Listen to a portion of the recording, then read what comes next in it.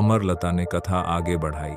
दूसरे बूढ़े ने कहा, हे दैत्यराज, ये दोनों काले कुत्ते मेरे सगे भाई हैं। हमारे पिता ने मरते समय हम तीनों भाइयों को 3000 स्वर्ण मुद्रा दी थी। हम लोग उन मुद्राओं से व्यापार चलाने लगे। मेरे बड़े भाई को विदेशों में जाकर व्यापार करने की इच्छा हुई, सो उसने अपना सारा माल बेच डाला और जो वस्तुएं विदेशों में महंगी बिकती थीं, उन्हें यहाँ से खरीद कर व्यापार को चल दिया। इसके लगभग 1 वर्ष बाद मेरी दुकान पर एक भिखमंगा आकर बोला, भगवान तुम्हारा भला करे। मैंने उस पर ध्यान दिए बगैर जवाब दिया, भगवान तुम्हारा भी भला करे। उसने कहा कि क्या तुमने मुझे पहचाना नहीं? मैंने उसे ध्यानपूर्वक देखा और फिर उसे गले लगाकर फूट फूट कर रोया। मैंने कहा, भैया, मैं तुम्हें ऐसी दशा में कैसे पहचानता? फिर मैंने उसके परदेश के व्यापार का हाल पूछा तो उसने कहा कि मुझे इस हाल में भी देखकर क्या पूछ रहे हो। फिर मेरे जोर देने पर उसने वे सारी विपदाएं बताईं जो उस पर पड़ी थीं और बोला कि मैंने संक्षेप ही में तुम्हें सब बताया है। इससे अधिक विस्तार से बताऊंगा तो मेरा भी दुख बढ़ेगा और तुम्हारा भी। उसकी बातें सुनकर मैं अपने सभी काम भूल गया। मैंने उसे स्नान कराया और अच्छे वस्त्र मंगाकर उसे पहनाए। फिर मैंने अपना हिसाब देखा तो मालूम हुआ कि मेरे पास 6000 स्वर्ण मुद्राएं हैं। मैंने 3000 स्वर्ण मुद्राएं अपने भाई को देकर कहा कि तुम पिछली हानि भूल जाओ और इस 3000 से नए सिरे से व्यापार करो। उसने मुद्राएं सहर्ष ले ली और नए सिरे से व्यापार करने लगा और हम सब लोग पहले की तरह रहने लगे। कुछ दिनों बाद मेरे छोटे भाई की भी इच्छा हुई कि विदेश जाकर व्यापार करे। मैंने उसे बहुत मना किया, लेकिन उसने मेरी बात न मानी और अपना सारा माल बेच बाच करके वस्तुएं खरीद लीं जो विदेशों में महंगी मिलती हैं। फिर उसने मुझसे विदा ली और एक कारवां के साथ जो विदेश जा रहा था रवाना हो गया। 1 वर्ष के बाद मेरे बड़े भाई की तरह वह भी अपनी सारी जमा पूंजी गोंबाकर फकीर बनकर मेरे पास वापस आया। मैंने बड़े भाई की तरह छोटे भाई की भी सहायता की और उस वर्ष जो 3000 स्वर्ण मुद्रा मुझे व्यापार में लाभ के रूप में मिले थे उसे दिए। वह भी नगर में एक दुकान लेकर पहले की तरह व्यापार करने लगा और सब कुछ पहले की तरह ठीक ठाक चलने लगा। कुछ समय बीता था कि मेरे दोनों भाइयों ने मुझसे कहा, हम सभी लोग विदेश जाकर व्यापार करें।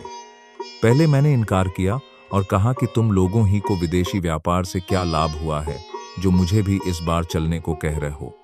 तब दोनों मेरे साथ बहस करने लगे और कहने लगे कि कौन जाने इस बार तुम्हारे भाग्य और तुम्हारी व्यापार बुद्धि से हम दोनों भाइयों का भाग्य जाग जाए और हमारे सारे सपने पूरे हो जाएं। मैंने फिर इनकार कर दिया, लेकिन वे मेरे पीछे पड़े रहे। यहाँ तक कि इसी बहस में 5 वर्ष बीत गए और इस अवधि में उन्होंने मेरी जान खा डाली। तंग आकर मैंने उनकी बात मान ली। मैंने व्यापार के लिए आवश्यक वस्तुएं मोल ले लीं। उसी समय मुझे ज्ञात हुआ कि मेरे भाइयों ने मेरा दिया हुआ सारा धन खर्च कर डाला है और उनके पास कुछ नहीं बचा। मैंने इस पर भी उनसे कुछ नहीं कहा। उस समय मेरे पास 12000 स्वर्ण मुद्राएं थी।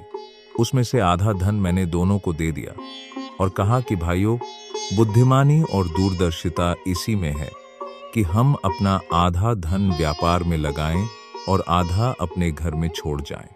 अगर तुम दोनों की तरह इस बार भी हम सबको व्यापार में घाटा हो तो उस समय घर में रखा हुआ धन काम आएगा और हम लोग उसे व्यापार में लगाकर अपना काम चलाएंगे। इसलिए मैंने उन्हें 3,000 स्वर्ण मुद्राएं दी और इतनी ही राशि अपने लिए रखी और बाकी 3000 स्वर्ण मुद्राएं अपने घर में एक गहरा गड्ढा खोदकर उसमें दबा दी। फिर हमने व्यापार की वस्तुएं खरीदी और जहाज पर सवार होकर एक अन्य देश को निकल गए। 1 महीने बाद हम कुशलतापूर्वक एक नगर में पहुंचे और व्यापार आरंभ किया। हमें व्यापार में बहुत लाभ हुआ। फिर हमने उस देश की बहुत सी अच्छी वस्तुएं अपने देश में बेचने के मंतव्य से मोल लीं। जब हम उस स्थान पर लेन देन कर चुके और जहाज पर वापस आने के लिए तैयार हुए तो एक अत्यंत सुंदर स्त्री फटे पुराने कपड़े पहने हुए मेरे सामने आई। उसने झुककर मुझे प्रणाम किया और मुझसे निवेदन किया कि मेरे साथ विवाह कर लो। मैंने इस बात को उचित न समझा और इनकार कर दिया, लेकिन वह गिड़गिड़ाती और मिन्नतें करती रही। अंत में मुझे उसकी निर्धनता पर दया आ गई और मैंने उसकी प्रार्थना स्वीकार करके उसके साथ विधिवत विवाह कर लिया और उसे अपने साथ जहाज पर चढ़ा लिया। मैंने रास्ते में देखा कि वह केवल सुंदरी ही नहीं, अत्यंत बुद्धिमती भी है। इस कारण मैं उससे बहुत प्रेम करने लगा। किंतु मेरे इस सौभाग्य को देखकर मेरे दोनों भाई ईर्ष्या करने लगे और मेरी जान के दुश्मन हो गए। उनका विद्वेष यहाँ तक बढ़ा कि एक रात जब हम दोनों सो रहे थे, उन्होंने हमें समुद्र में फेंक दिया। मेरी पत्नी में जैसे कोई अलौकिक शक्ति थी। ज्यों ही हम दोनों समुद्र में गिरे, वह मुझे एक द्वीप पर ले गई। जब प्रभात हुआ तो उसने मुझे बताया कि मेरे कारण ही तुम्हारी जान बची है। मैं वास्तव में परी हां। जब तुम जहाज पर चढ़ने के लिए तैयार हो रहे थे तो मैं तुम्हारे यौवन और सौंदर्य को देखकर तुम पर मोहित हो गई थी और तुम्हारे साथ प्रणय सूत्र में बौंधना चाहती थी। मैं तुम्हारी सहृदयता की परीक्षा भी लेना चाहती थी। इसलिए मैं फटे पुराने कपड़े पहनकर भिखारिणियों की भांति तुम्हारे सामने आई। मुझे इस बात की बड़ी प्रसन्नता हुई कि तुमने मेरी इच्छा पूरी की। तुमने मुझ पर जो उपकार किया है, मैं उसे चुकाना चाहती हूँ, किंतु मैं तुम्हारे भाइयों पर अत्यंत कुपित हूँ और उन्हें जिंदा नहीं छोड़ूंगी। उसकी बातें सुनकर मुझे घोर आश्चर्य हुआ। मैंने उसका बड़ा एहसान माना और अत्यंत दीनतापूर्वक कहा कि तुम मेरे भाइयों को जान से न मारो। यद्यपि उन्होंने मुझे बड़ा कष्ट पहुंचाया है, तथापि मैं यह नहीं चाहता कि उन्हें ऐसा कठोर दंड दिया जाए। मैं जितना ही अपने भाइयों की सिफारिश करता था, उतना ही परी का क्रोध उन पर बढ़ता जाता था। वह कहने लगी कि मैं यहां से उड़कर जाऊंगी, दुष्टों समेत उनके जहाज को डुबो दूंगी। मैंने फिर उसकी प्रशंसा की और उसे भगवान की सौगंध देकर कहा कि तुम उन्हें इतना कड़ा दंड न देना। सज्जनों का काम यही है कि वे बुराई के बदले भलाई करें। तुम अपने क्रोध को ठंडा करो और यदि तुम उन्हें दंड ही देना चाहो तो मृत्यु दंड के अतिरिक्त जो दंड चाहो दे दो। मैं उसे समझा बुझा और मना ही रहा था कि उसने एक क्षण में मुझे उड़ाकर मेरे मकान की छत पर पहुंचा दिया और स्वयं अंतर्ध्यान हो गई। मैं छत से उतरकर घर के अंदर आया। फिर मैंने गड्ढे से अपने दबाए हुए 3000 स्वर्ण मुद्राएं निकाली और दुकान में जाकर फिर कारोबार करने लगा। जब मैं दुकान से घर को वापस आया तो मुझे यह देखकर आश्चर्य हुआ कि मकान के अंदर 2 कुत्ते मौजूद हैं। मुझे देखकर वे पूंछ हिलाते हुए मेरे पास आए और मेरे पांवों पर सर रखकर लौटने लगे। इतने में सवेरा हो गया। अमरलता इतनी कहानी कहकर चुप हो गई। उसने सोचा, महाराज के सूर्य को जल अर्पित करने के लिए नदी के किनारे जाने का समय हो गया है और उसके बाद वह राजसभा में जाएंगे। प्रेमलता ने कहा, बहन, ये कितनी अच्छी कहानी थी। अमरलता बोली, तुम्हें यह कहानी पसंद है? अभी तो कुछ नहीं, आगे तो और भी आश्चर्यप्रद है। तुम सुनोगी तो और भी खुश होगी। आज अगर महाराज ने मुझे जीवित रहने दिया और फिर कहानी कहने की अनुमति दी तो रात मैं तुम्हें शेष कथा सुनाऊंगी, वरना भगवान के पास चली जाऊंगी। हर्षवर्धन सिंह को भी यह कहानी बेहद पसंद आई थी।